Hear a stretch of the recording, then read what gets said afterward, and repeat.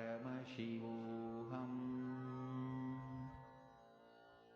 Om Nithyananda Paramashivoham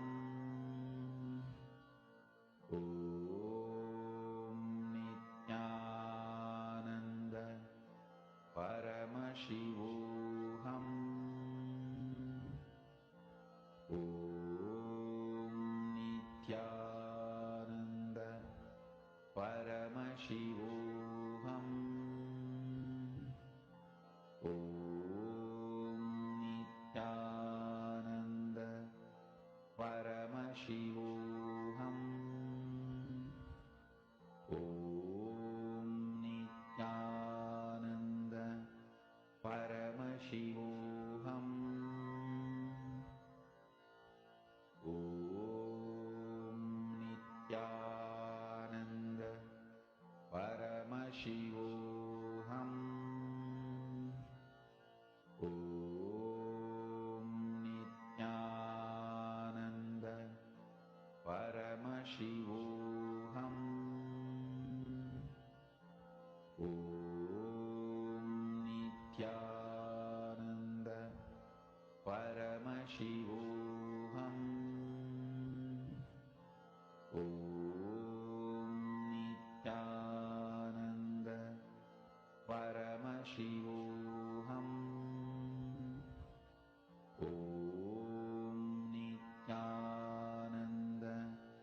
Paramashivoham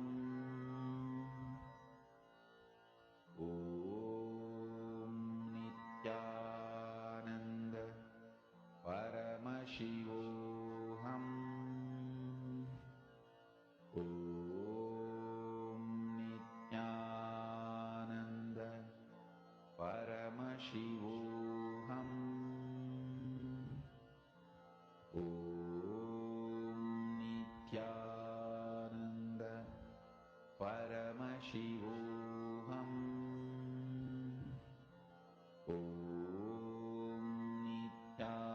Understand, Nithyananda all you need to do is just Paramashivoham connect with Swamiji. Don't bother. Don't think, am I really going to be able to change it? Proper self-doubt. As the self-doubt is raising, remember today's darshan. Just tell yourself, tell that self-doubt to just get out of your system. Tell that Swamiji is going to be manifesting through you. I request every single one of you to do this intensely. Please sit and intensely manifest now. All of you will be able to do it. You all can see a mirror and see yourself, see your own facial features, alter any feature you want. But make sure you're taking a before picture and then after picture. This is two important steps. Come on, Ma Virupaksha, my yoga mother, my yoga mother. Like how you are enjoying Swamiji's sweet 16, eternally 16. Even you can be. You can also enjoy, even you can manifest that through you. She's all blushing now. Sit now, you'll literally be able to manifest. Come on. Very nice. I request every participant to do it. Ma Susan, connect to Swamiji. Ma Susan Solander, that sweet connection that you have. Just sit with that. And look at yourself. Don't get engaged with your form. All of you listen. Do not get engaged with your form. What will happen is you look at the mirror, then you'll be like, okay, let me alter my nose. And then slowly you'll start feeling, I think my nose is a little crooked. Oh, right next to that there's a pimple. Probably I should do this. No. Do not engage with any of those thoughts. Unclutch. Come back. Your only intention. What exactly you want to alter? But please make sure you have taken the before picture. Listen why. Because only then, only with that, you will be able to compare both of it side by side and see the difference. The difference will start from being very subtle, but definitely there will be a difference. This is a sure shot cover. Today's darshan, come on, everyone can easily do it. Swamiji is so powerful. Like you just can't be without remembering today's darshan. You just can't be. Just enjoy more and more. That's all. That's the secret.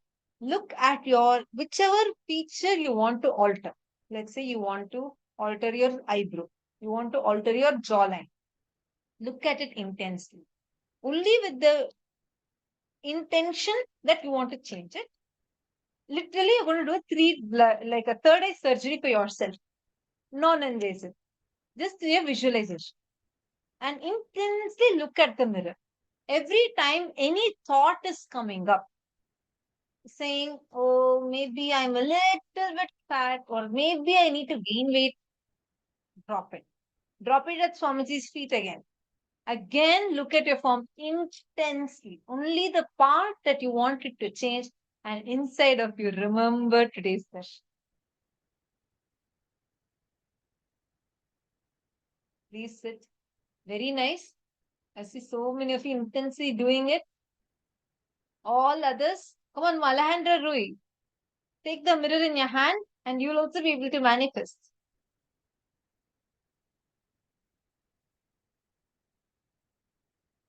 Intensely just connect to Swamiji. Actually, the more and more you visualize, your body will start just simply manifesting that.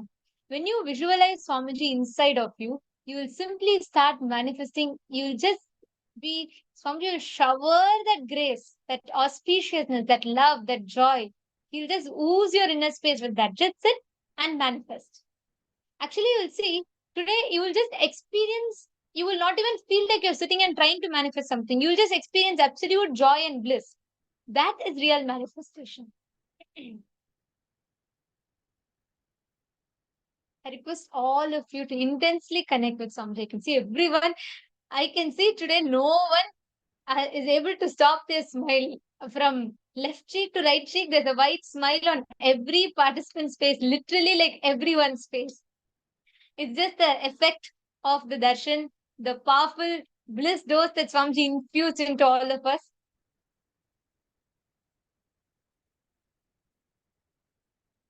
Intensely connect, continue to manifest.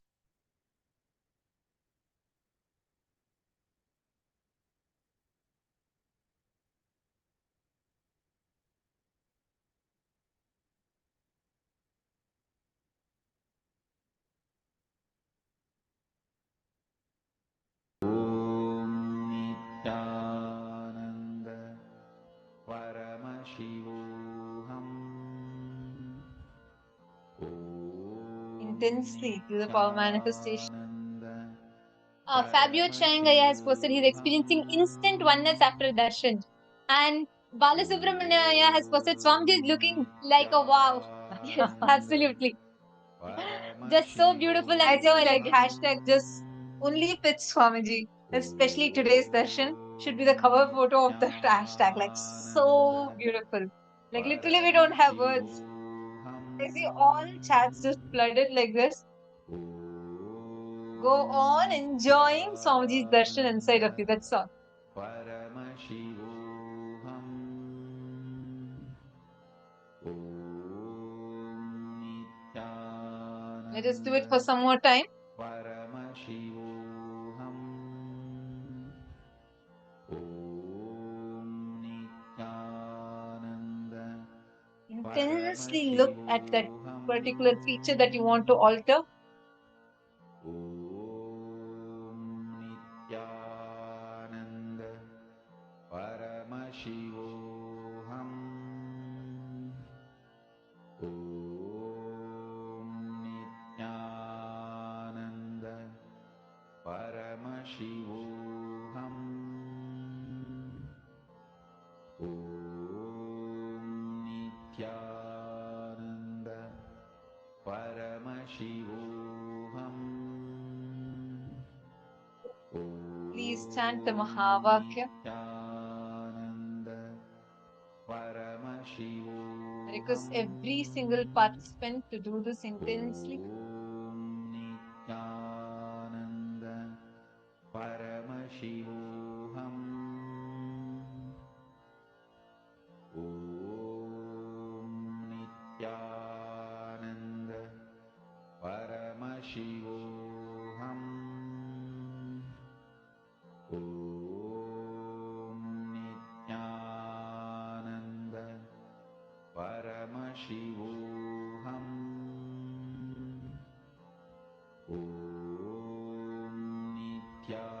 Nithyananda Paramashivoham Nithyananda Connect intensely to Swamiji. Nithyananda Paramashivoham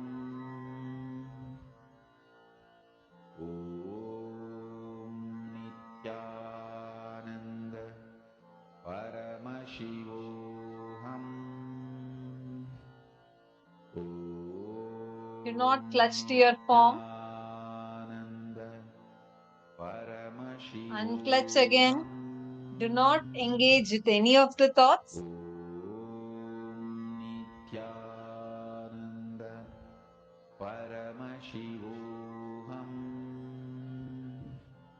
Just remember Swamiji. Nithyananda Paramashivoham. Now, I request all of you to take your photo again. Please relax. I request all the participants to now take your photo now. Please take your photo again. Please check if with the previous picture and the current picture, see how much has changed and share that on Facebook. I request all the participants to please do this now.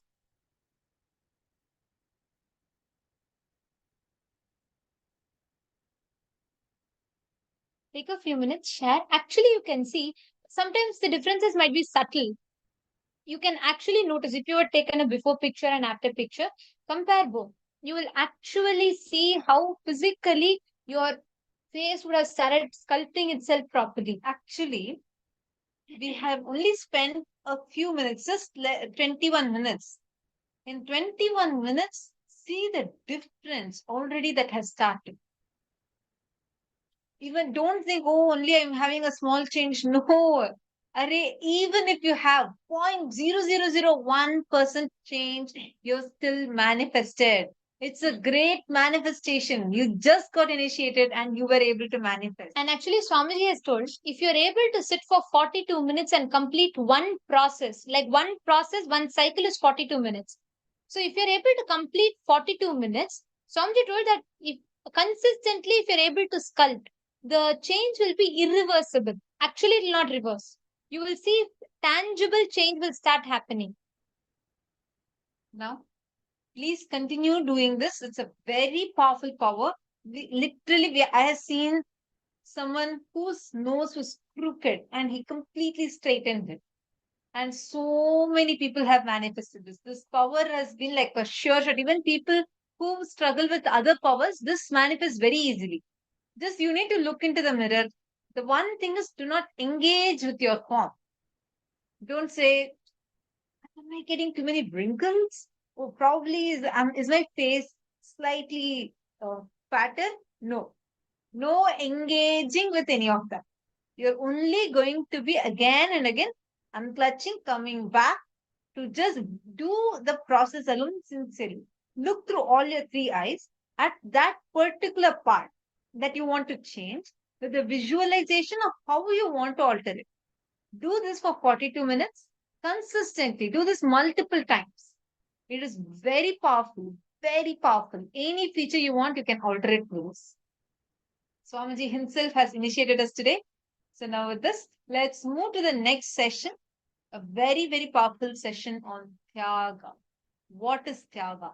Not the powerless sacrifice we think, but how Tyaga can bring tremendous powerful. Let's listen now, Swamiji.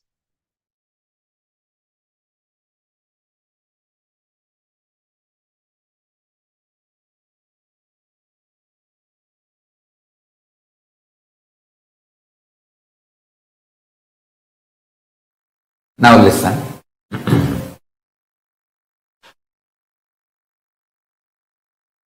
Tyaga in any level, whether you give up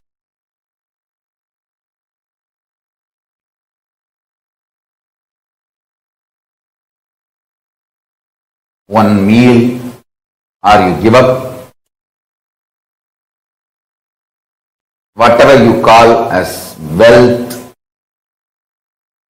anything you give up, from the context that you are Paramashiva. Understand that.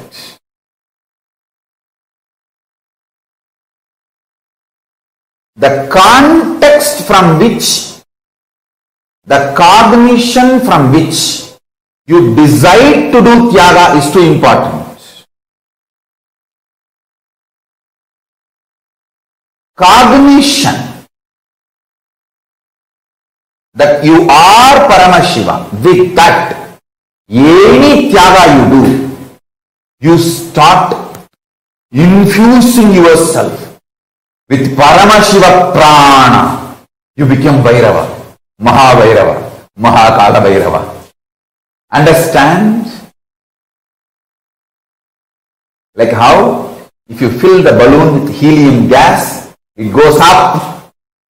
If you fill yourself with the prana of Paramashiva through Tyaga, you just go to Kailasa. Mahakala Bhairava is Lord of Tyaga, Tyaga Raja, Paramashiva. When he manifests his Tyaga dimension, he is worshipped as Mahakala Bhairava.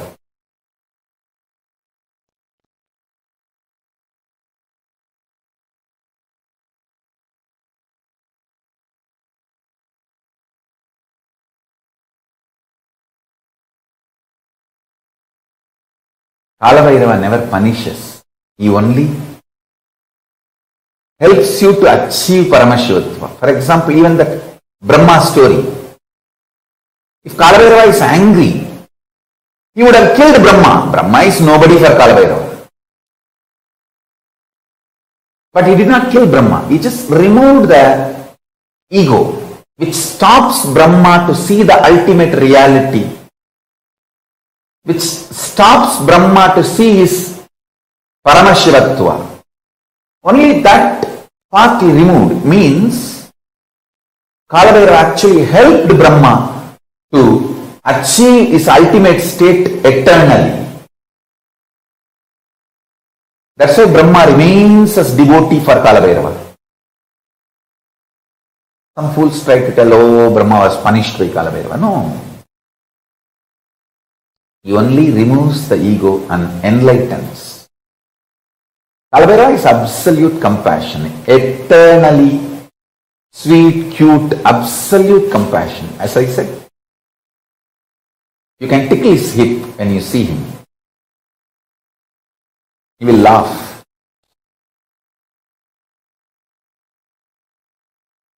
It's too cute.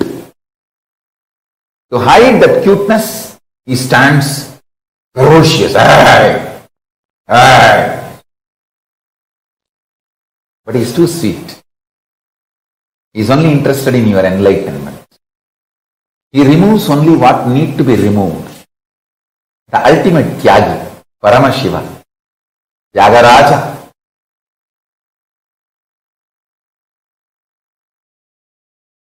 Tyaga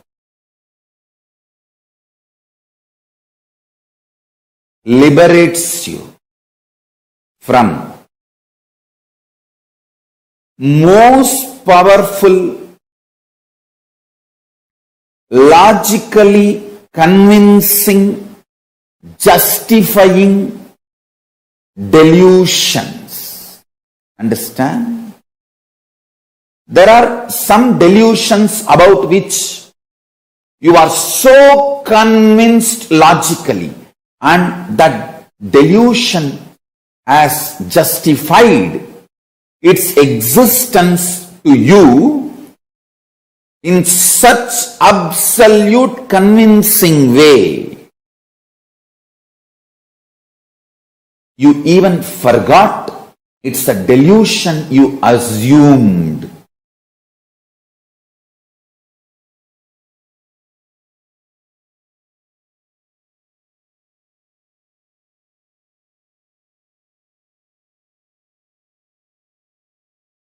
In Agama, it is described as Pasa. In Vedanta, it is described as Maya.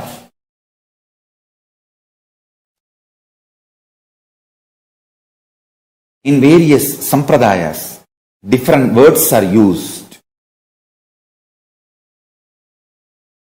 The delusions which has convinced you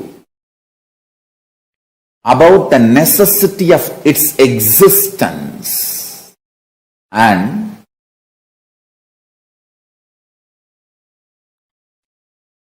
the delusions which makes you feel,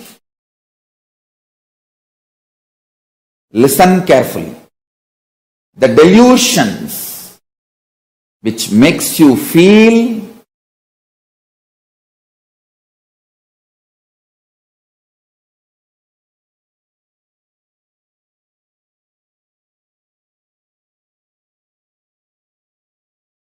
your very core existence needs those delusions for survival. For example, you have been convinced very logically, systematically by the society, you are only body. I am not saying you are not body, but I am only against the idea, you thinking you are only body. I am 100% supporting you keeping your body well, happy, healthy. I am not against body. I am only asking you to awaken, realize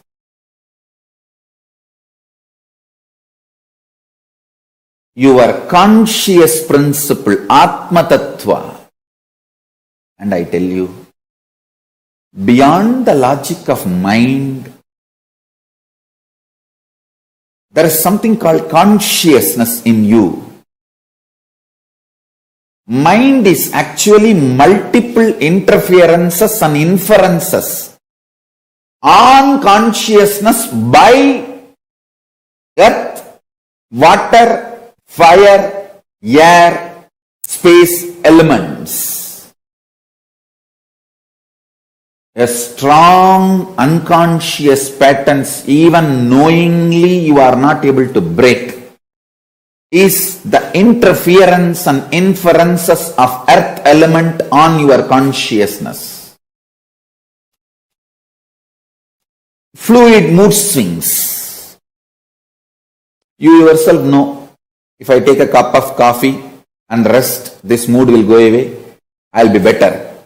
Those fluid mood swings are water elements, interference and inference on your conscious element.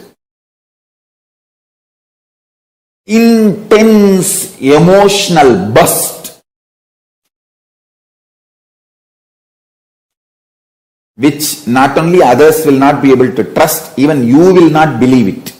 In that emotional burst, the statements you make, actions you do, the decisions you make, even you will not stand by it. That is the fire elements, interference and inference on your conscious element, Atma Tattva.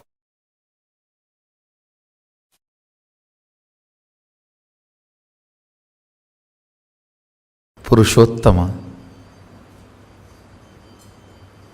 is a grand narrative of Hinduism. That is why he is attacked so much. Understand?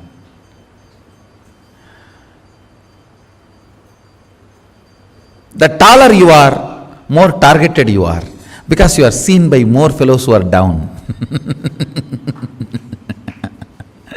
The taller you are, more targeted you are, because you are seen by more fellows who are down. Sri Rama, targeted from the time he is born.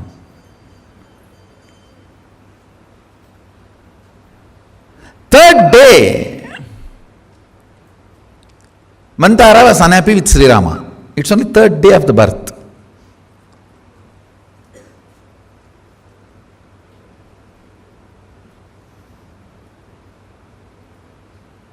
It seems when she went to see the baby, third day only they will allow people to see.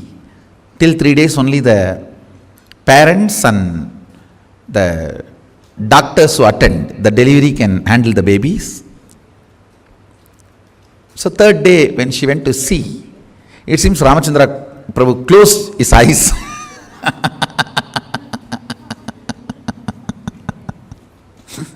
And so she was angry with him.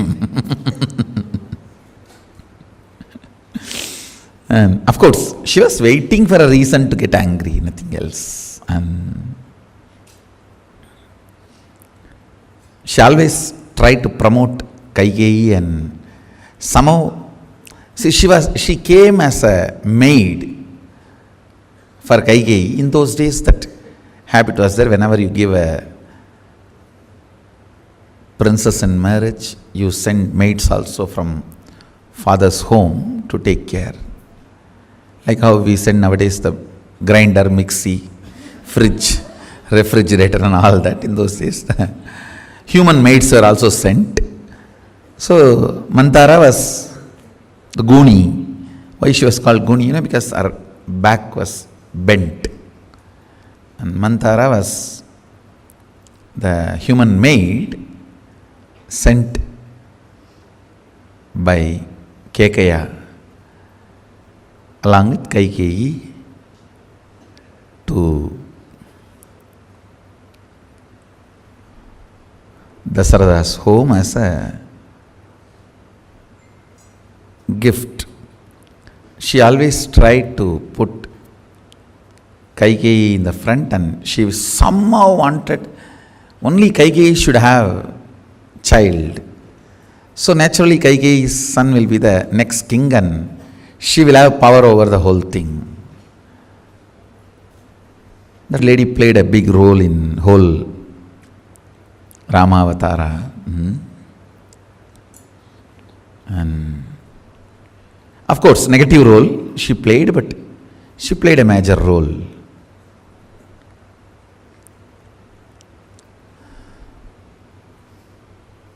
Even though he was targeted so much, I tell you, that kind of a powerfulness he demonstrated. I tell you, highest powerfulness is not using your powers even while you are attacked and waiting for the law of karma to do its job.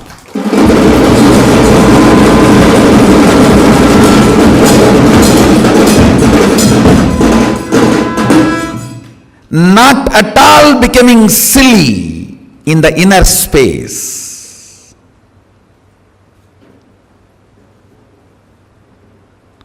Not at all becoming silly in the inner space. And enjoying the whole game.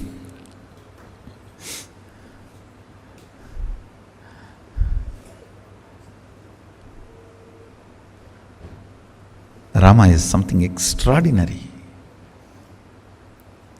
Extraordinary.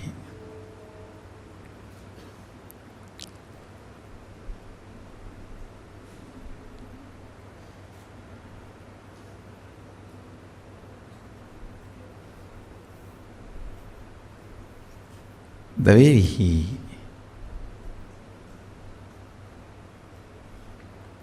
demonstrated the ideal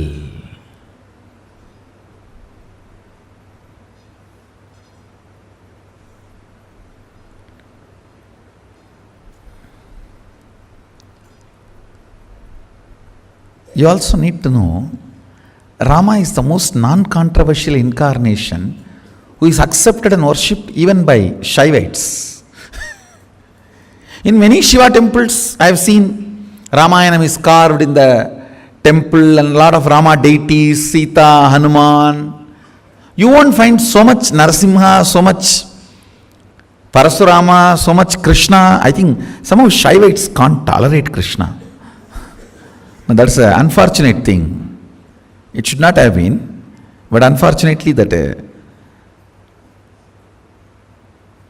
the sectarian Shaivites, not the real Shaivites, that sectarian Shaivites can't tolerate Krishna.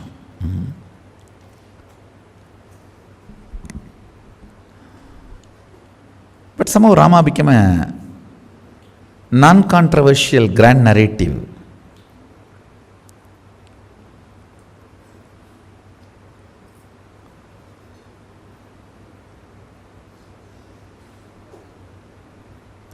He has demonstrated all the great qualities to be a grand narrative. Is Tyaga and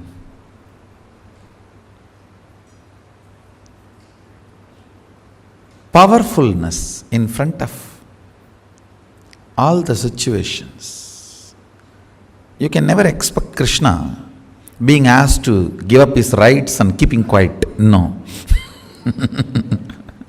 You can't expect Krishna to walk out of his kingdom because somebody says something. He will tell, if Dasaratha has committed to Kaigeyi, as long as it does not come to my rights and my powers and boundaries and limitations, it's all okay. If it comes near mine, forget about it.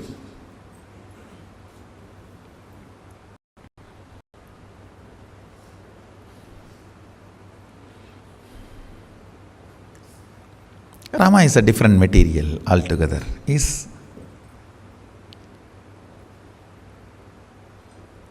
Actually, the whole that incarnation series demonstrates the various ideals need to be demonstrated during the each situations.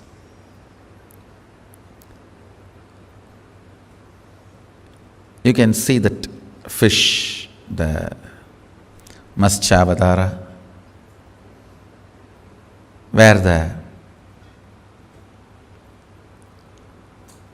life is having a biggest breakthrough,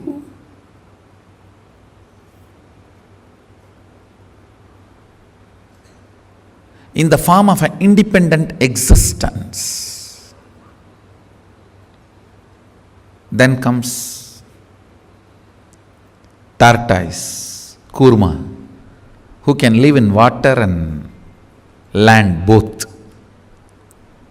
Then comes Varaha, evolved body. Then comes Narasimha, half animal and half man. Then comes Vamana, short man. Then comes Parasurama, a wild, ferocious, raw, physically fully grown, but still retaining all the wildness of the animal and ferociousness. Then comes Rama, a complete, cultured, ideal for a stable human civilization. I think that is the time the human civilization has started becoming a reality. Till then we were only a small forest gangs. Till Parashuram, I think we were only a small forest gangs. Small settlement in various forests and remote regions. It is only the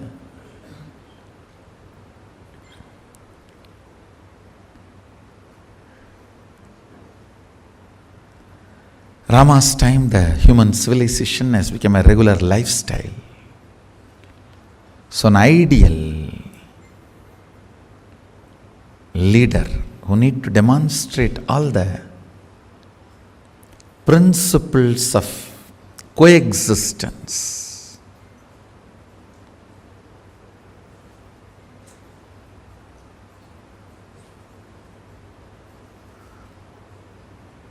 Somebody has to have that kind of a tyaga to demonstrate the power of the values, giving courage and confidence to people on the power of dharma. Suryavansha, Chandravansha and Agnivansha.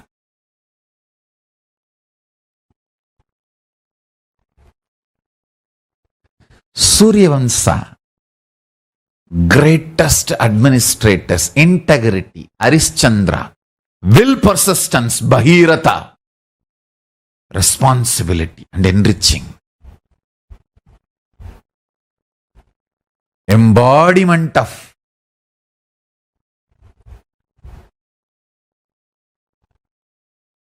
the pure principles of physics. Integrity, authenticity, responsibility, enriching is Sri Ramachandra Prabhu, Purushottama, all from Suryavamsa.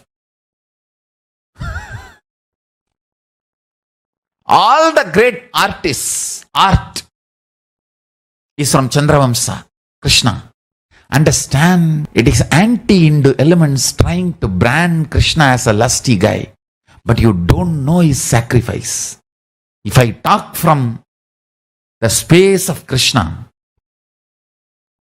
every king married whom they loved, but Krishna married who loved him. He did not get whom he loved. He married who loved him. And all the women he saved from the demons and devils to give them status, he accepted them as queens. Extreme sacrifice a person can do in the field of love. Krishna is the symbol, ideal of that. Extreme sacrifice somebody can do in the field of physics. Rama is the symbol of that. He gave everything for the sake of Sita. Finally gave up Sita herself to keep the principles. Somebody has to sacrifice to keep the principles. Rama did it. He paid the price. He could make the world's symbol of love. Ram Setu. Ram Setu is symbol of love. He made Ram Setu to get Sita. He did everything to get Sita. But when he needed to keep the principle alive, he was ready to give up even Sita. Don't think it was a small decision. Even I used to feel it was unfair. No, sorry. I want to complete with Rama and apologize to him. I know Rama would have suffered more. He would have gone through more pain when he sent Sita to forest than what Sita would have gone through. I know. But he needed to keep the principle of physics, the reality, administration. Understand, he is not interested in making legal as right, but making right as legal.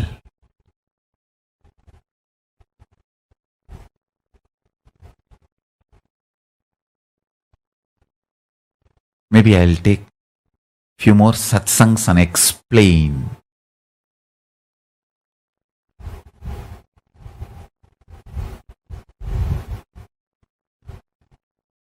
how he established the grand Hindu feminism by sending Sita to forest and making her as the ideal of Hindu feminism forever to the world.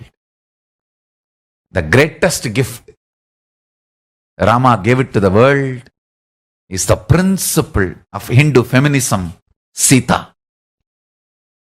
The ideal of Sita.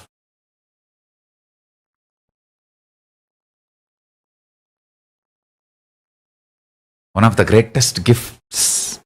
I should say he has given multiple gifts. The principle, concept of Hanuman. Rama was the alchemy. He was the catalytic agent for a personality like Hanuman to manifest devotion.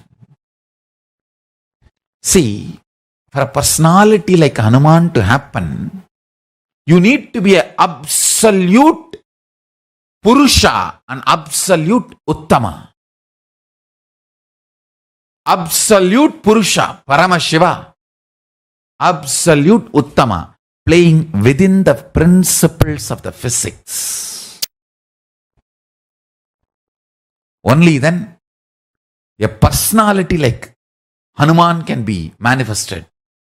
Hanuman, who knows Rama is Paramashiva, and he knows he plays within the principles of physics. So Hanuman has to manifest all the powers through his devotion and make Paramashiva's mission happen.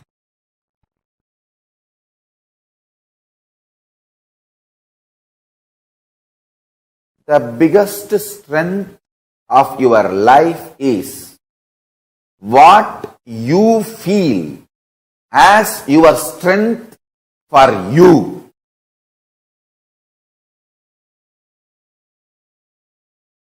I myself feel, I am a Tyagi. I can give up anything.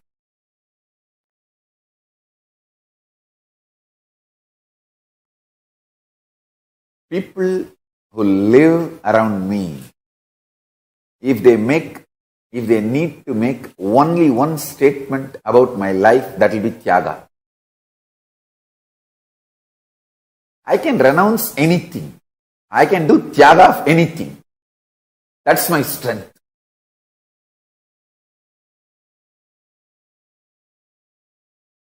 I sincerely recommend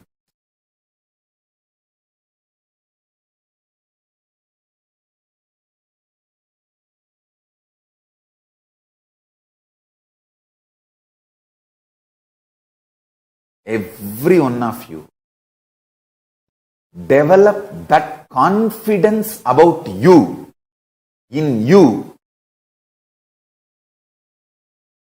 Understand? You having the confidence, I can do Tyaga of anything. It's like having private oxygen cylinder, emergency kit inside you for your survival.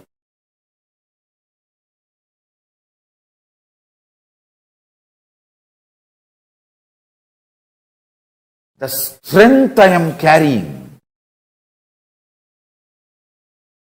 within me is that I can renounce anything. I am telling you, it doesn't mean you need to throw away everything. It doesn't mean you need to renounce everything. You need to know when needed I can renounce.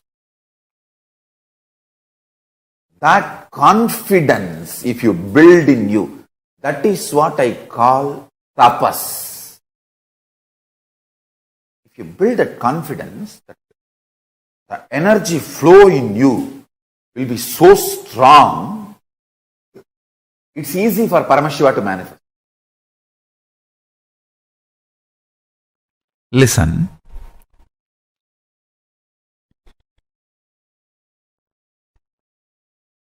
The existential truth is your bunch of pattern. If you remember that, raising yourself to vibrate with the universal truth will be too easy. Deciding to raise yourself to vibrate with the universal truth is tapas. And if you understand and remember continuously your bunch of pattern, tapas will be too easy. Because you know, you don't need to change, your patterns only need to be changed. But if you start cognizing you are your pattern, then you feel the pain. Oh, I have to change. I am being asked to change. I am not accepted as I am. Fool. Even you should not accept you as you are. You are a mess. If you think you are patterns, but actually you are not a mess. If you understand the patterns are separate from you, you are just bunch of patterns. Those patterns can be easily changed.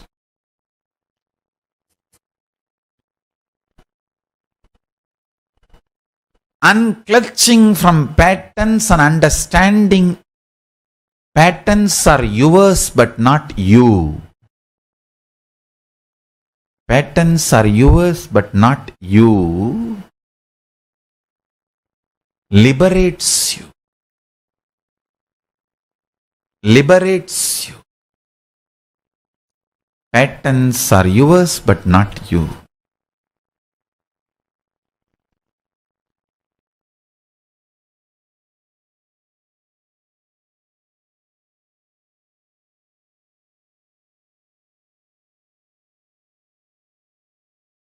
If somebody tries to attack you, what will you do? Naturally, you will defend yourself. Do you need a special spiritual practice for it? Do you need a special understanding? Whether you know the technique or not, method or not, system or not, by the very existence, your life will defend you. Because you don't want to be killed, you not killing others is Dhamma. Please understand. Because you don't want to be killed, you not killing others. That is ahimsa. Whatever you don't want to be done to you, you not doing to others. Same way, your properties. Naturally, you don't want that to be stolen. So you not stealing others' property is asteya. Naturally, you don't want anybody to lie to you. You not lying to others is satya. Whether you are a man or woman, naturally you don't want anybody's physical interference in your life. Uninformed and uninvited physical interference in your life. Doing the same to others. Not interfering into others' physical space, uninformed and uninvited, is brahmacharya. See very clearly,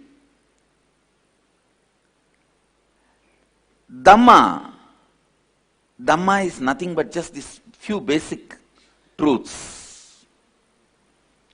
You don't want to be killed, so don't kill others. You don't want to be lied, don't lie to others. You don't want to be robbed, don't rob others. You don't want to be exploited, don't exploit others. You don't want others to live with all the resources of the world. So you don't do that same. Aparigraha. Please understand,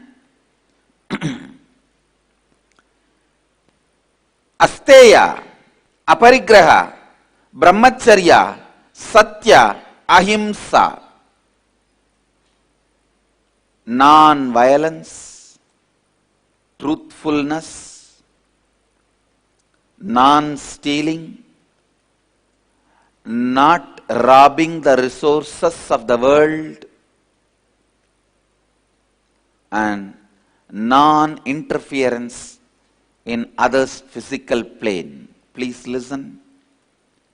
Do you need any special spiritual practice or understanding to live these principles? No. See, when somebody attacks you, do you need a special spiritual understanding? Or just you have to read some books and do some spiritual practice to defend you? See, whether you are able to defend yourself or not is separate.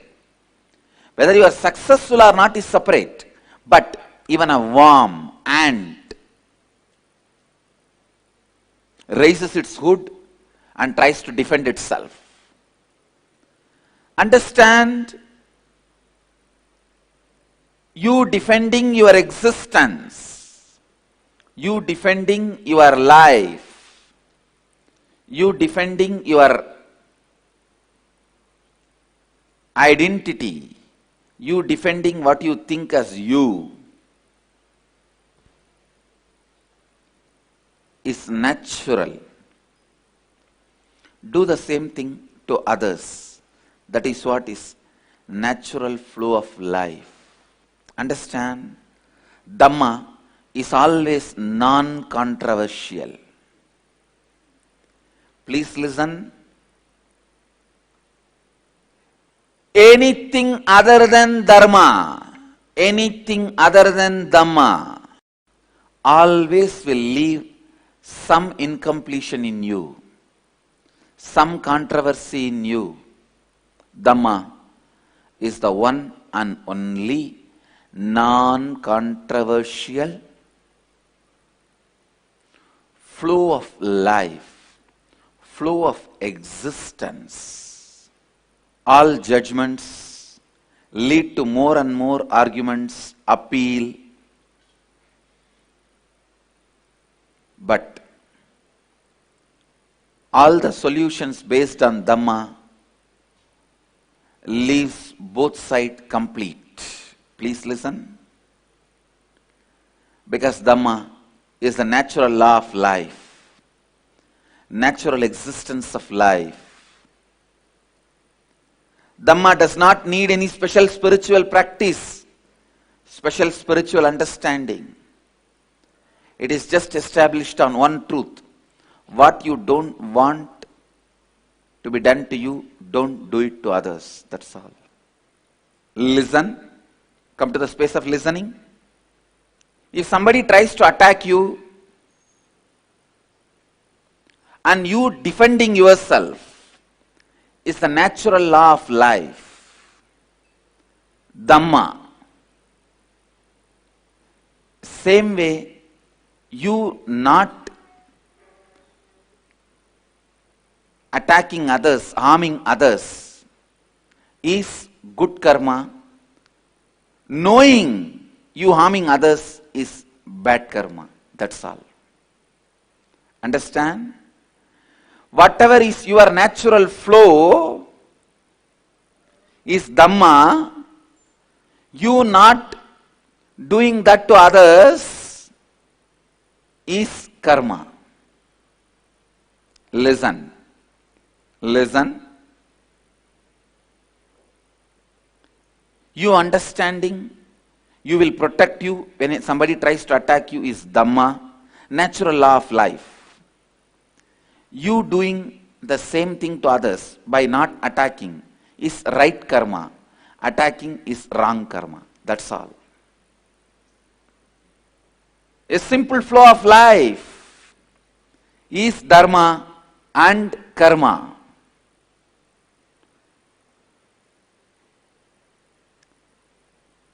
Listen.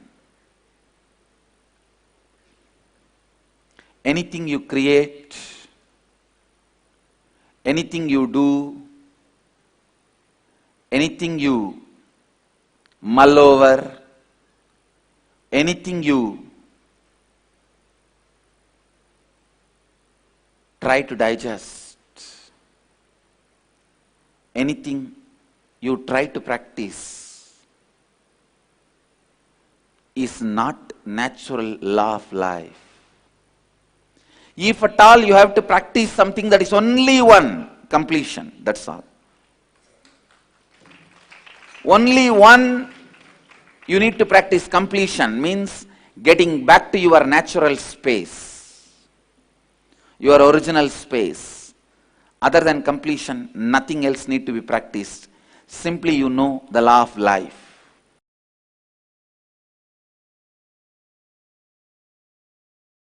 Listen. Listen. Understanding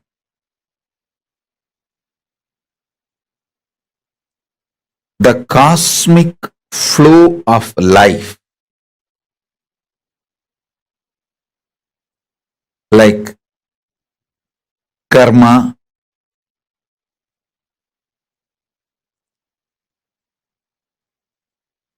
naturally takes its own course of life. Listen to every truth I am revealing. Understanding the natural flow of life means knowing people who harm you will get their karma back.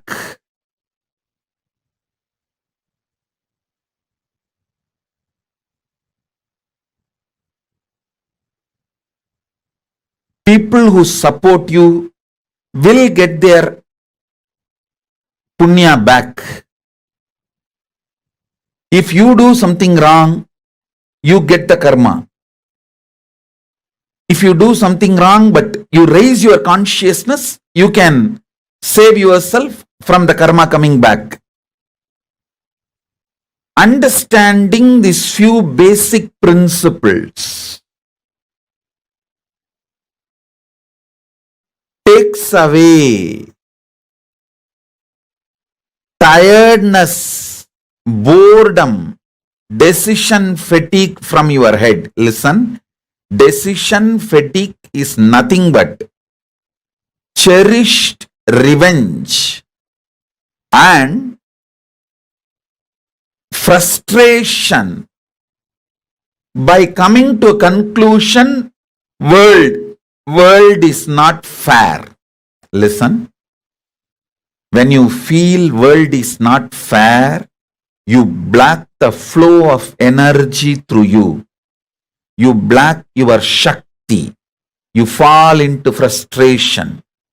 Naturally, that leads to decision fatigue. Understanding world is just dharmic. Having simple eyes to see how the karma comes back, how nobody can escape from good or bad.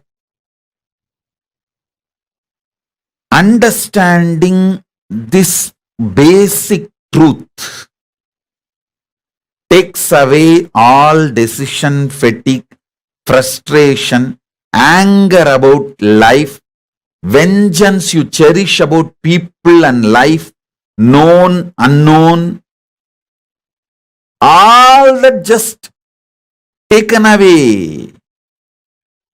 You become a free channel for energy to flow.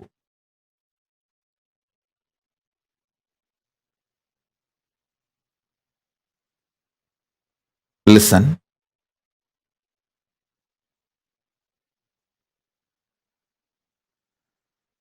Knowing whether human society or world, nature,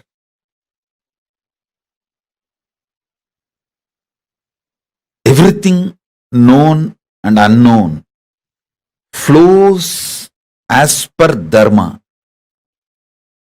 I tell you guys, it is this clarity, just because of this clarity, karma naturally goes back to people. I don't initiate new karma. See, listen carefully.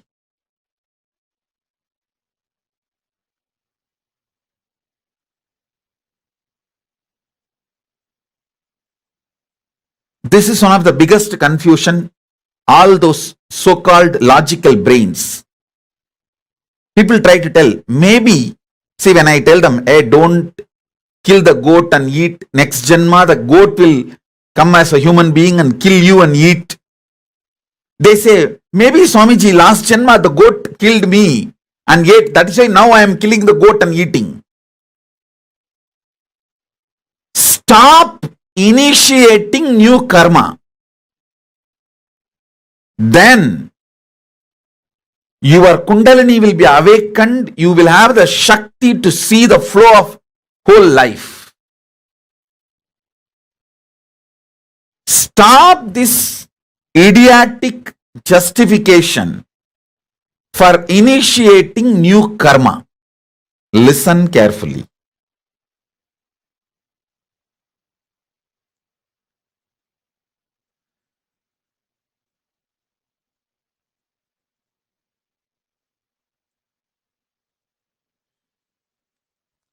When I realized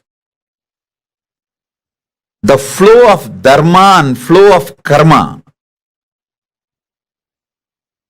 I stopped initiating new karma chakra or the karmic chains that has brought so much energy in me. So much energy, I tell you.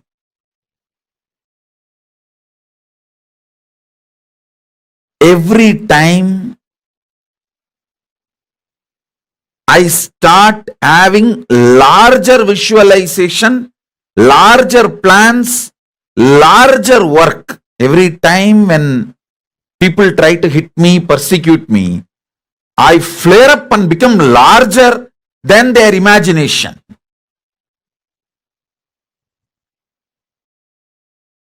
Secret of my energy is knowing the karma flow and dharma flow. I just know you don't need to initiate anything to take revenge on people. Initiate, focus everything to protect you and creatively contributing. That's all. You protect yourself. For that you can do everything. And go on contributing creatively.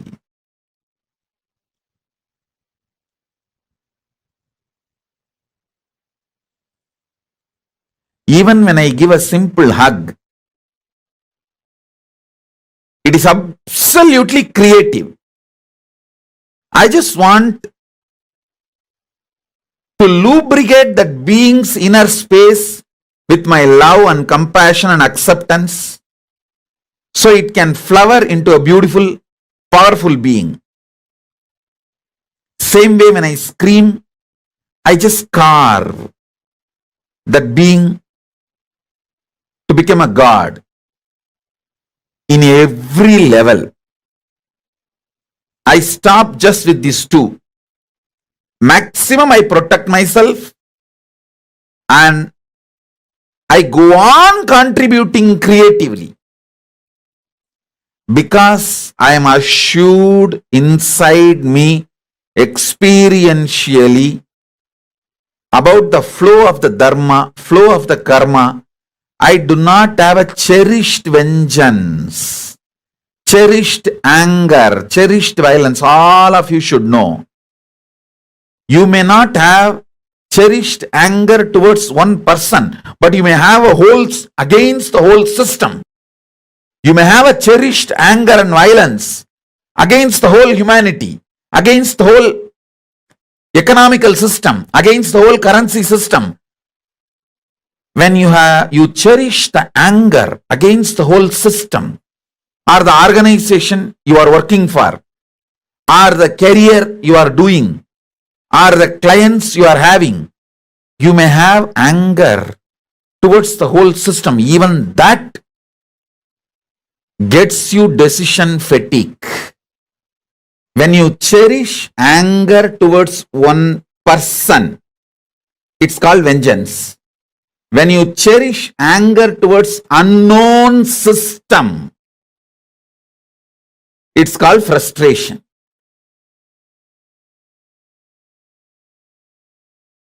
Please understand, your arrogance which makes you believe you can manage the natural law of life itself is called karma.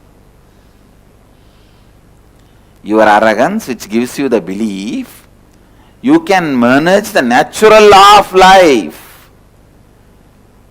is karma. Authenticity is natural law of life. You can never manipulate it. You can never manage it. Only you can be managed by authenticity. You should be managed by authenticity. Why we try to manipulate dharma, law of life? Because we feel at some part of us we cannot change. We feel it is impossible for us to transform.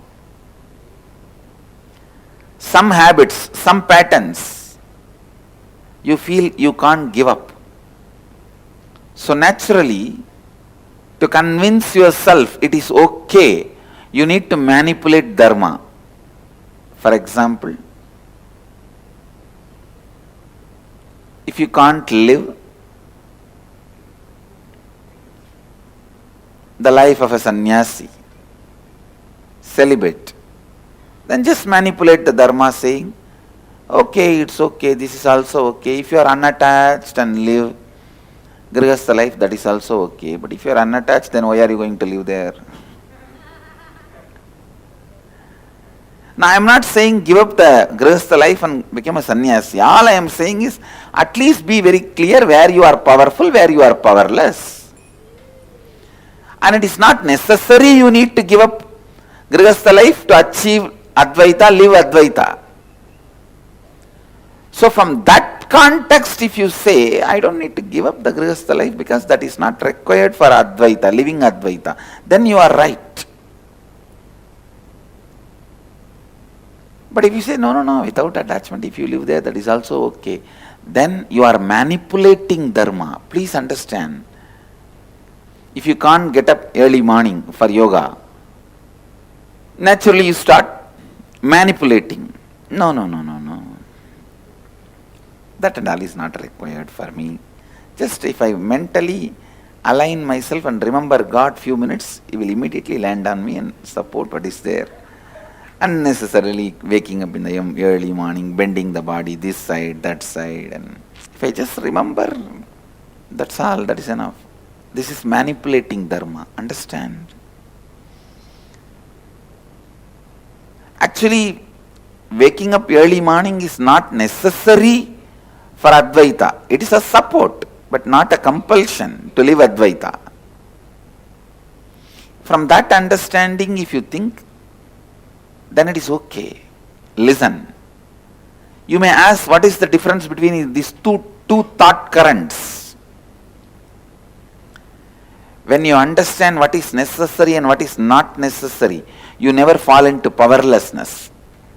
But when you think something is necessary and not able to do, you fall into powerlessness. Only the fellows who fall into powerlessness manipulate dharma. Trying to manipulate dharma is karma. Trying to manipulate dharma is karma. Understand? If you know thoroughly, you have to get up early morning for living Advaita. If you can't get up, the right thing to do is completing with the pattern you are not able to get up and making your body and mind fresh, alive for you to wake up early morning. That is the dharma. But unfortunately, if you learn to manipulate even one step of dharma with the wrong reason, I tell you, after that dharma can never enter into your life. because you know how to manipulate every rule. Just one simple understanding. Integrity with the time. For living Advaita, integrity with the time is necessary. That is not option. If you tell 6:30 you will be there, you have to be there, or you have to inform them ahead, at least before 6:29, that you will not be there at 6:30. So integrity with the time is a compulsory for living Advaita. But when you can't maintain this integrity with the time, and you start manipulating within you and without you, means inside you and outside you, both. No, that and all is for initial level people, not for everyone. That is not required. It's okay. Once you manipulate yourself, convince yourself that integrity with the time is not required, the moment you convince yourself, be very clear, you entered into the pattern of karma. After that, within 3-4 months, you will convince yourself with all types of manipulation, authenticity is not required for you. You will convince yourself non-violence and cruelty-free lifestyle is not required for you.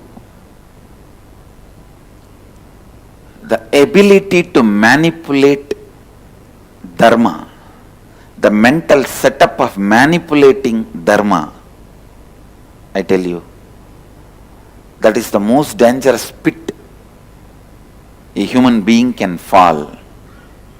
That's the most dangerous drainage a human being can fall. I tell you, I have to look at the stark reality.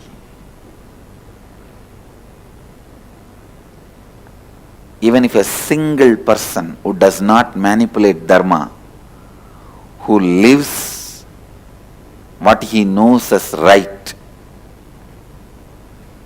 is enough for me to run my Sangha. Just one person.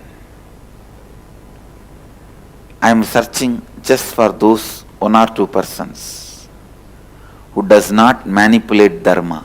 Please understand. Lives what he knows is dharma.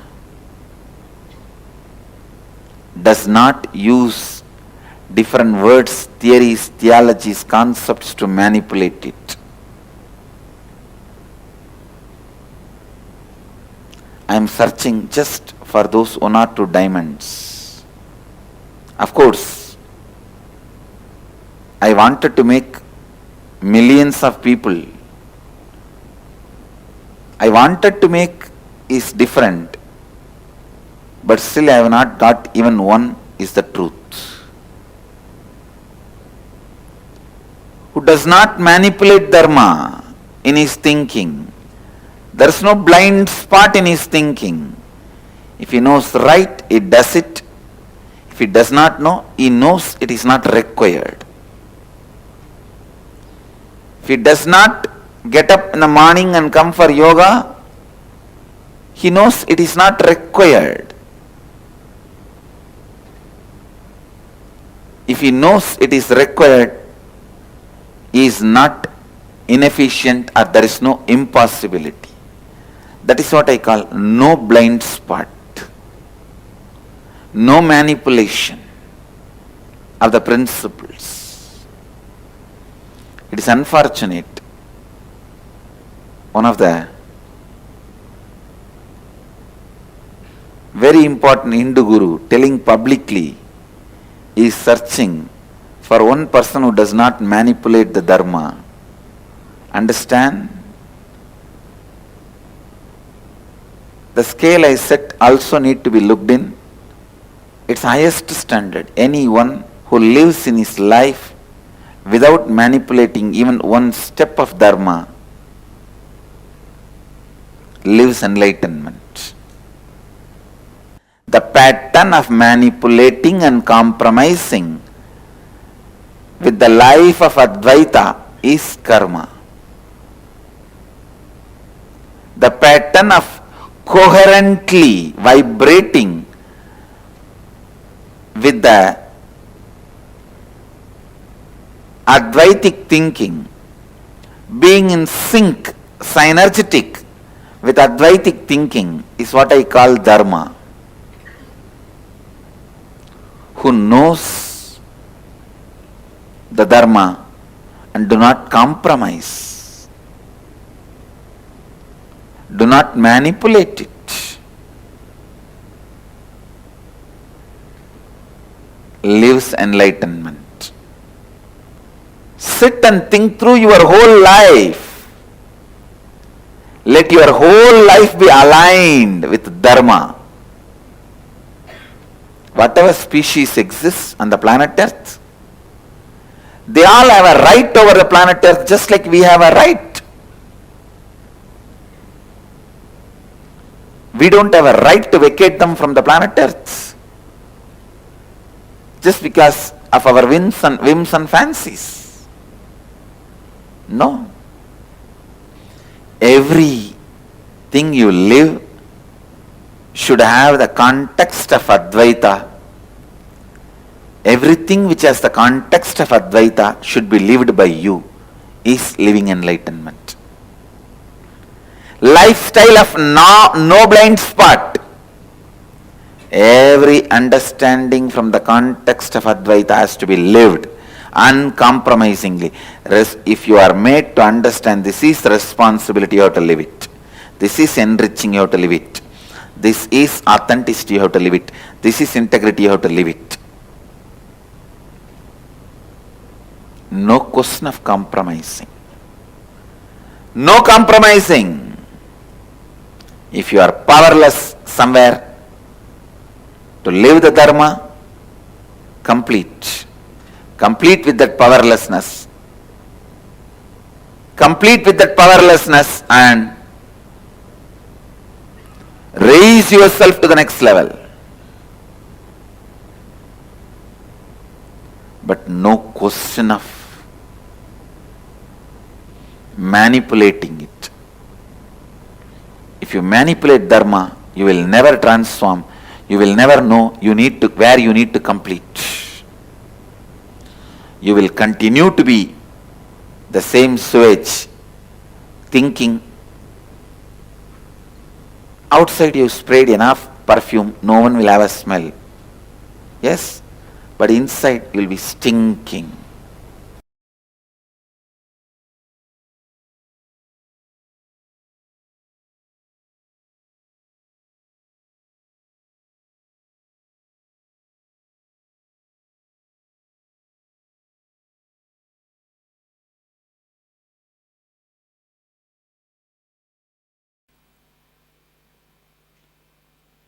I have a next question. Now that I learnt about karma, what can I do? How to make this practical in my life? Understand? Today I have revealed some of the most important sacred secrets about karma, shaken many of your beliefs, more than answering many of your questioned many of your answers.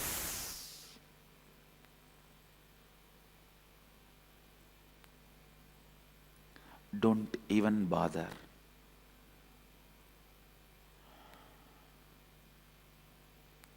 Don't even bother about the action plan, because I have given you thinking plan. Encourage this new thinking plan, that is the action plan. All action plan without encouraging new thinking plan will be failure. When you have a new thinking plan, action plan is not required. Have this thinking plan. have this thinking plan.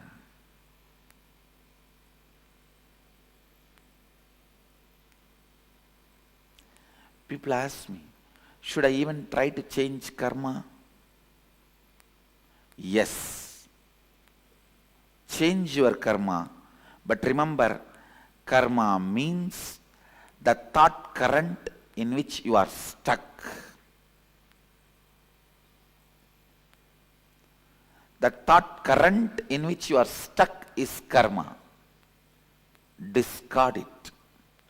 Change it completely. Karma is, listen,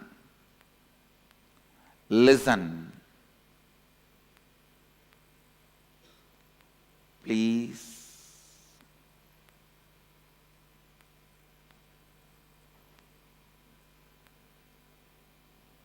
Listen carefully. Listen very carefully. Karma is not like your Rudrakshamala. If it is broken, you can restring and wear, or you can replace that broken bead with a new bead. Karma is not your Rudrakshamala, it is your diaper. You have to change it completely.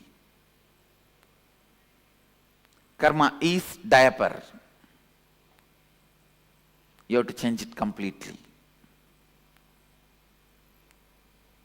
You can't change part of it. You can't wash and reuse.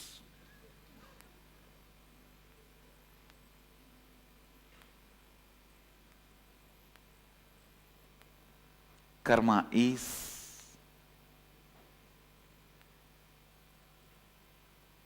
not your soap or your shampoo or your mala to repair, reuse, wash. No. It is your diaper. When it is smelling, you have to change it completely. Even wash the area it was touching.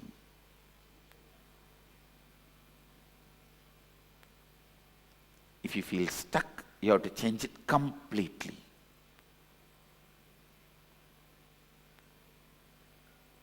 Even the hand with which you changed it need to be washed.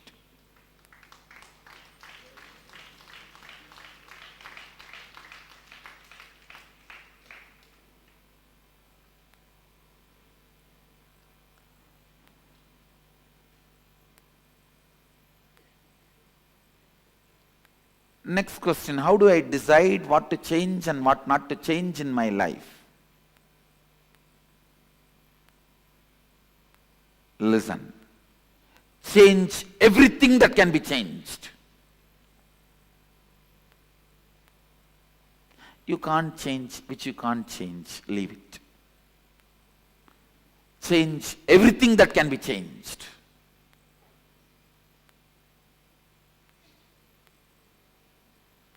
The most important, the thought current, changing the thought current. Once you change that, everything which can be changed will be changed around you.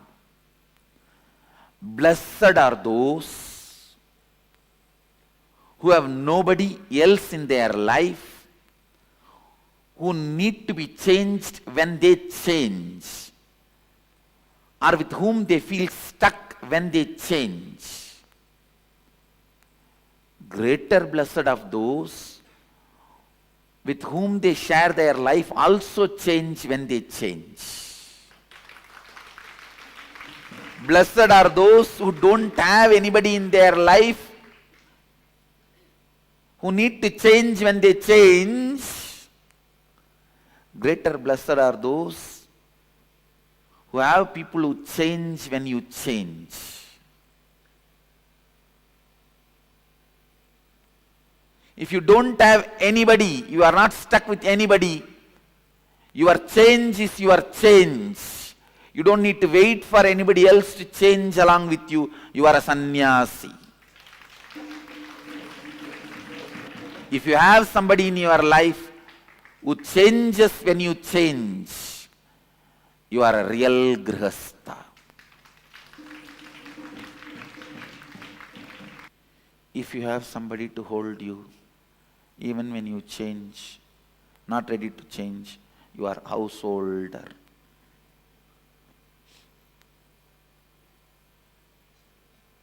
Holder.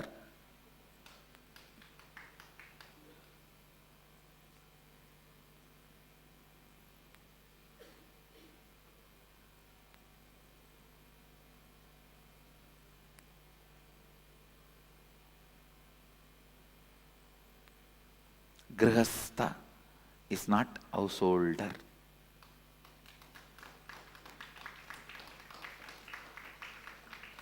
Grihastha means moving. Graha, sthiti.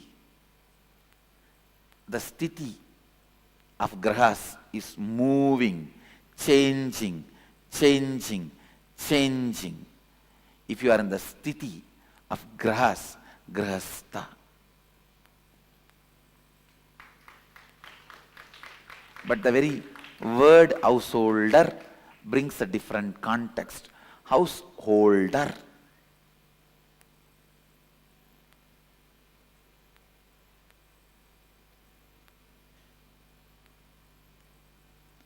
It is like suddenly after the aircraft lands, you put a bolt and nut and seal that into the runway. That is householder. Grihastha means the plane is let to fly like grahas.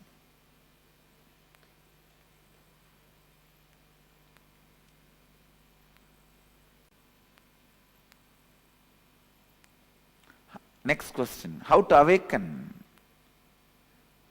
to true purpose and highest potential?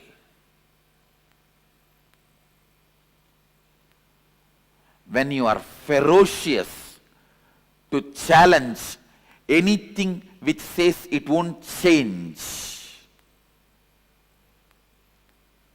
that ferociousness to change everything is what I call seeking. Ferociousness to change everything is seeking.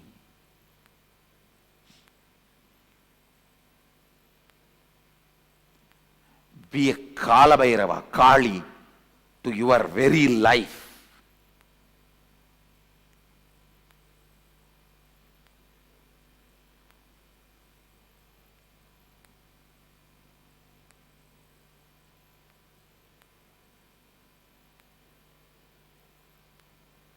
Be Sadashiva to your very life. Create what you want to. Maintain what you want to. Destroy what you want to. Hide. Put it into illusion what you want to. And grace, give your blessings to what you want to. Be Sadashiva for your life. That is awakening to your true purpose and highest potential.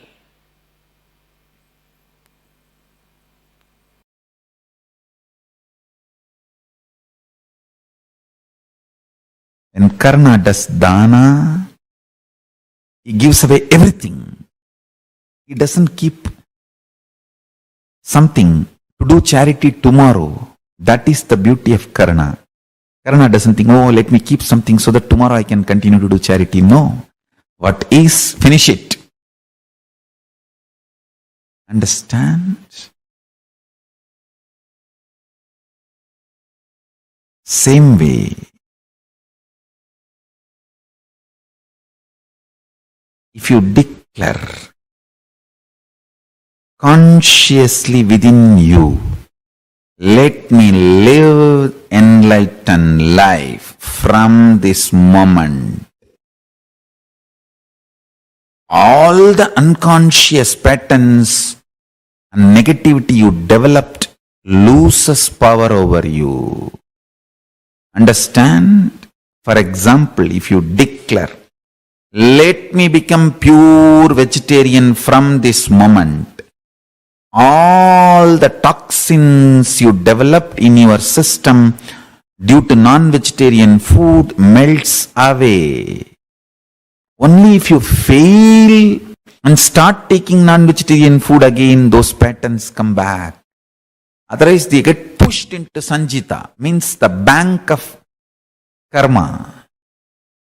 And if you don't get them back and reuse again and again, they get once for all burnt.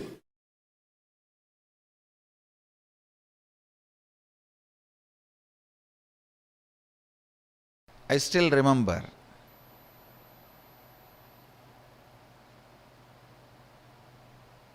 I was 8 or 9-year-old boy sitting with two of my gurus.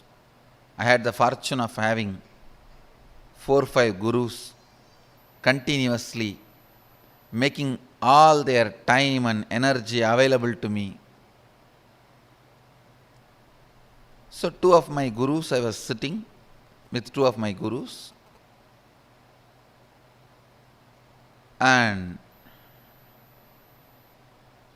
the temple bell rang. The lifestyle in Arunachala is so beautiful. You know it is morning only when you hear the temple bell. You know it is breakfast time by listening the crackers in the temple. Every puja, there will be temple crackers. All the 6 pujas, there will be temple crackers. Only listening to that sound, we know the time. So the temple bell rang, means Nevedyam. The food is being offered to Sadashiva.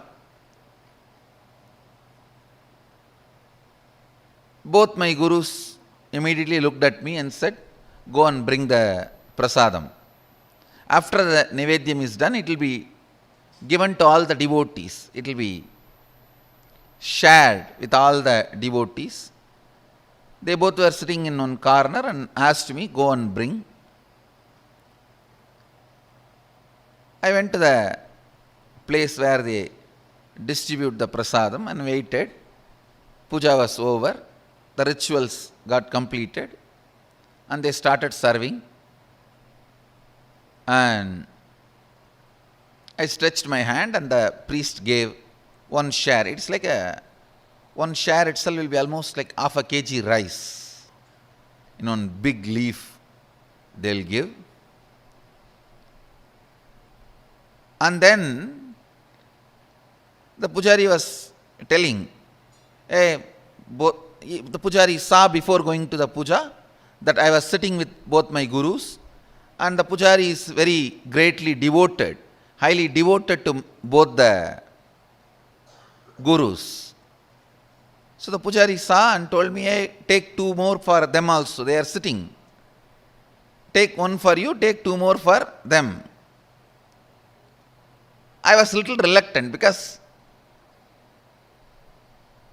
one of the boy and girl who were my classmates are standing in the queue next to me. They will laugh at me, taking so much, all for one person. So for this purpose only you are sitting in the temple whole day. That's the way they usually make fun of kids. So, and I know already they are gazing at me in the mood of making fun. I felt little pride. I am from a big family, and again I have been told from beginning that you are from big family and you have to behave yourself like that in the public. So I told the pujari, no need, this is enough, and I brought the Nevedyam to both my gurus. They asked, hey, where is our share? Did the pujari not give? As if they both eat. Actually, both the fellows doesn't eat anything. Very rarely they will touch and put 2-3 grains in the mouth and give it to other people who are sitting with them. And I said, no, you don't eat.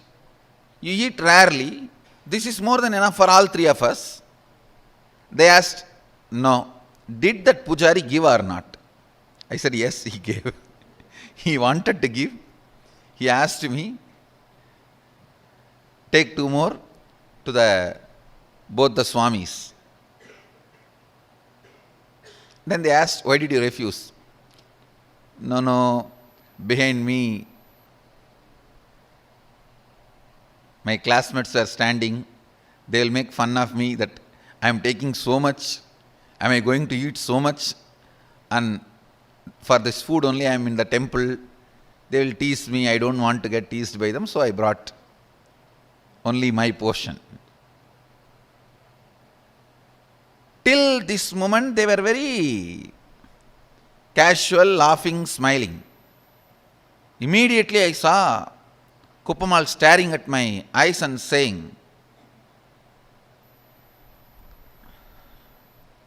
go to their shop street and beg and bring the food.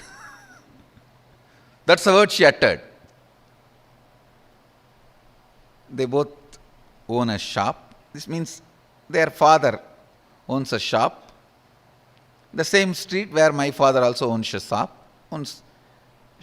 and the whole street is literally ruled by my grandfather. He is the head of that whole association. So I always walk in that street with the pride. I'm a grandson of this guy, And all the shop owners are either family or friends. So any shop we enter and eat anything, whether it is jaggery or dal or anything in any of the shops is free, and we'll directly go and sit. And in village actually we know literally everyone's name. And it's a different lifestyle. But in that same street I have to beg now. All will make fun. What happened to your grandfather and his wealth? They will ask all questions and they will tell my grandfather. That is the next problem. That your grandson is begging in the street. Why you are not giving food for him? Of course, one good thing I had. I think this is the greatest boon Sadashiva gave. Just obeying the Guru Vak. I think that's the greatest wealth I brought with me, I tell you. The future may think, future may describe various things as my main contribution. Some may say my Gurukul is my contribution, and some may say the science of manifesting powers is my great contribution. Some may say science of enlightenment is my great contribution. But I tell you, the greatest thing I brought, which was useful for me, is surrender to the Guru Vak.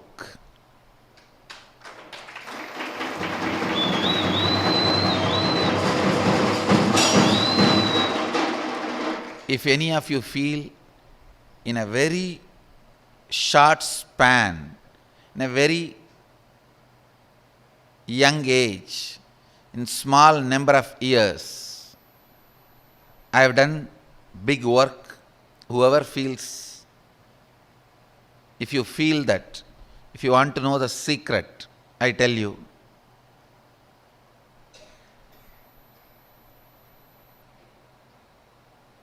complete surrender to the Guru Vak,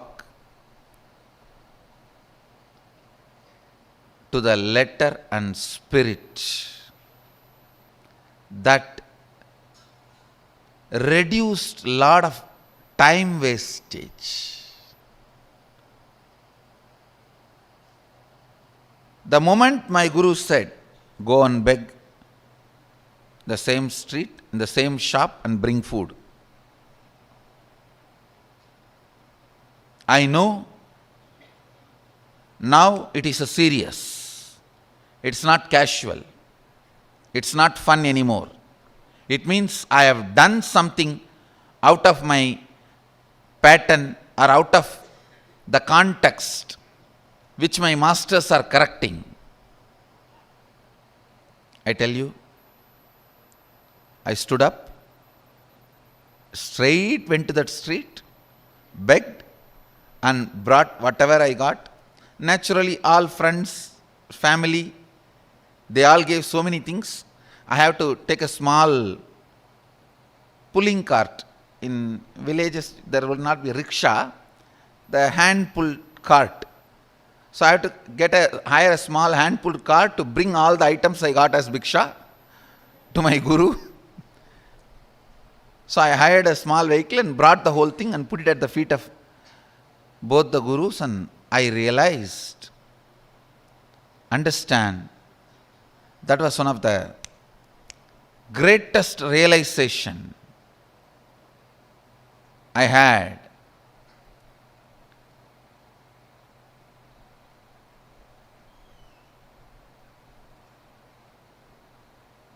I should not be bothered about imaginary opinions of others. I tell you, the liberation that happened at that moment is still now useful for me.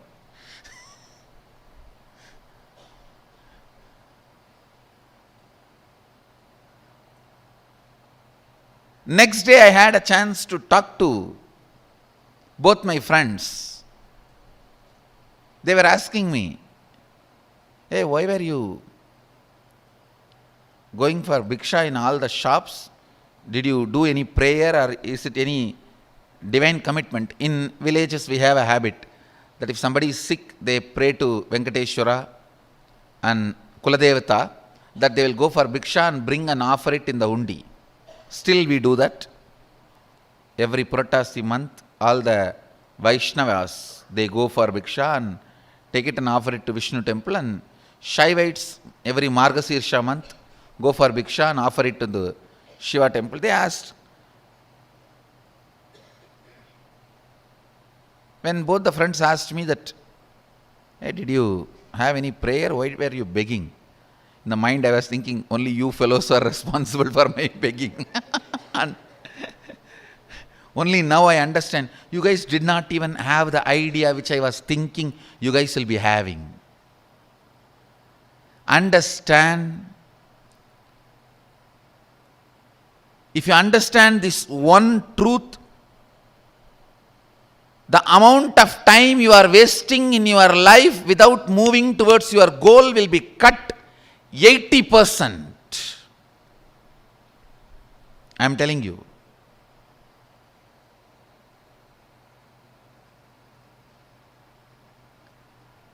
My idea that this is what they will be thinking, even though they are not thinking, and even if they are thinking, that should not be postponing or pushing my decisions and my actions. But imagining this is what they will be thinking and not doing what I am supposed to do. Please understand, this is one of the most powerful, sickening patterns in which all of us are stuck. Sickening pattern. Yes, if I worked on completion, I myself would have got out of that pattern, but when I am 50, fortunately, I had that implicit surrender to Guru Vak. It only took 50 minutes for me to get out.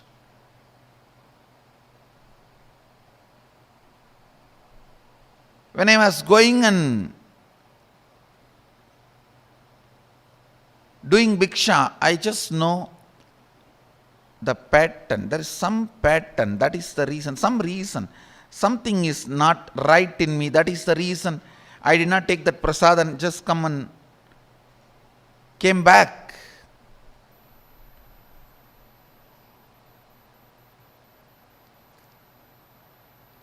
Not taking the temple prasad and coming back is too small act. It's not a big thing. And if they just shout from where they are sitting, the priest himself will bring and give it. Because it was only audible distance. They were sitting inside the temple only. They could have shouted, hey, get the Nivedyam, and he would have came and given.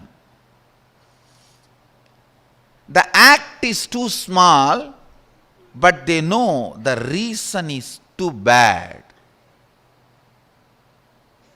That pattern cannot be allowed to live in me.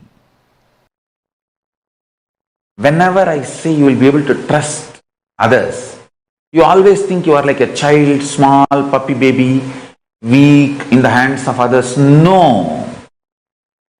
That visualization and imagination that you are weak when you trust others is wrong. You trusted others when you were a baby is different. But that is like a powerless, no option trust. But the real trust is the trust you have with Guru. Even when you have multiple options and choices, and you know he loves you and he has a best for you, much more than what you can think. His being can manifest in you much more than what you can think. That is the trust, integrity.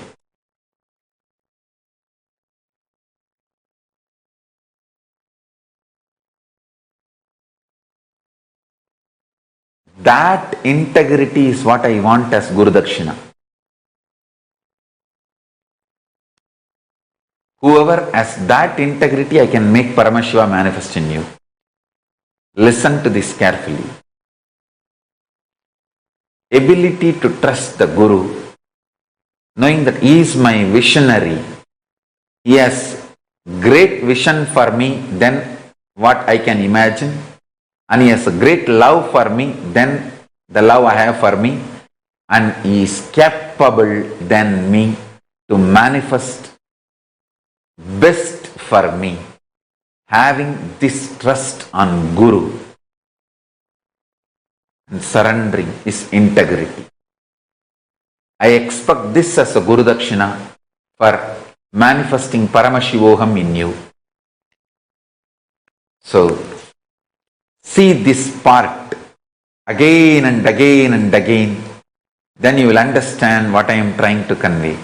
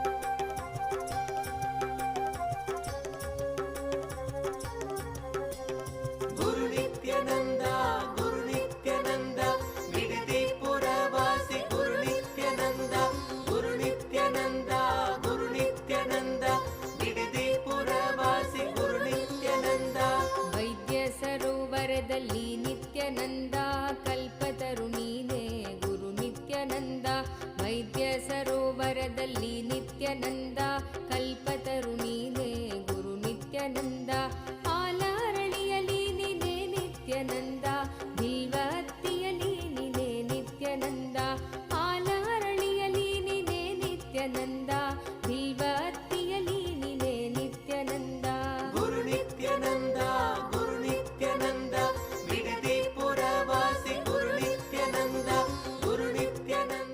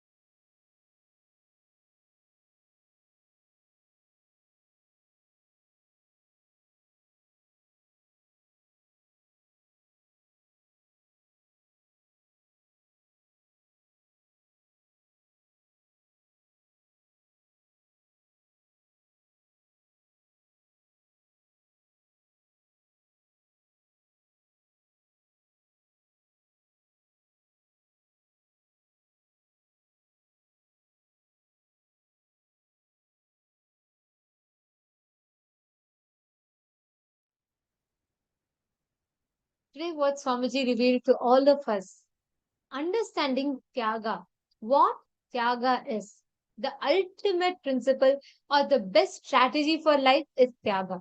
Because with Tyaga, it empowers you so much to manifest whatever we want, a success, completion, whatever you want in life. The best way to, like how for you to be healthy physically, you need the workout, right? The psychological stamina, the best psychological stamina, being level stamina is your ability to do Tyaga. And Swamiji has so beautifully revealed to us about what Tyaga is. And hope this helped you all today to develop a completely new approach to life, to being able to manifest life powerfully without being bogged down by any obstacles, and a most beautiful secret to turn all your setbacks into successes. So we welcome all of you to join with us tomorrow. Tomorrow is going to be very, very special because tomorrow is the day where we are going to be learning about the the subtle aspects of the cosmos, learning about antimatter, anti-sound, and learning about how you can harness these available resources of the cosmos to manifest what you want in life. Tomorrow is Bhagavan Dakshinamurti, and we have a very special Shukra initiation, which is without any limitations, any fear, any restrictions whatsoever from what the society limits you to be. You can just be yourself. This Swamiji, and Swamiji will grant all the boons that you want. Do not miss, please be that. We thank every one of you to join with us today. Thank you so much. Hope you all had a good day. And we welcome every one of you to join with us tomorrow as well. And let us conclude our day with the Purna Mantra. Om Purnamadav Purnamidam Purnat Purnachate Purnasya Purnamadaya Purnamevavasishyate. Om Shanti Shanti Shanti. Hari Om Tat Sat Sarvam Bhagavad Shri Nithyananda Paramashiva Paduka Arpanamastu. Om Nithyanandam. Thank you all, Nithyanandam.